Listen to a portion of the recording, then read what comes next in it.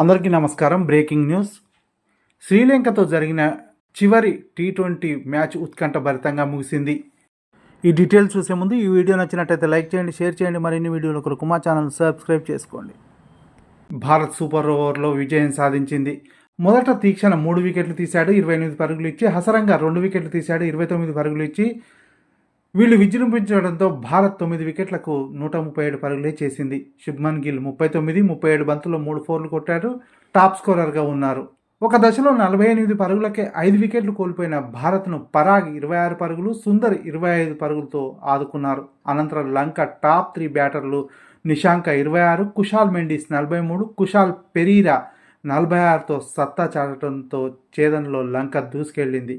కానీ చివరి 5 ఓవర్లలో తడబడ్డ ఆ జట్టు 20 ఓవర్లలో 8 వికెట్లు కోల్పోయి సరిగ్గా 137 పరుగులు చేయడంతో మ్యాచ్ టై అయ్యింది.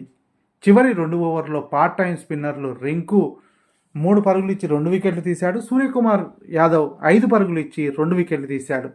వీళ్ళు సంచలన బౌలింగ్ చేయడంతో లంకకు కళ్యం పడింది. సూపర్ ఓవర్లో లంక 2 పరుగులకే 2 వికెట్లు కోల్పోవడంతో ఇన్నింగ్స్ ముగిసింది. సూర్య తొలి బంతికి 4 కొట్టడంతో మ్యాచ్ భారత్ వశమైంది. సుందర్ మ్యాన్ ఆఫ్ ది మ్యాచ్గా నిలిచారు. 2 జట్ల మధ్య 3 వన్డేల సిరీస్ శుక్రవారం ఆరంభం కానుంది.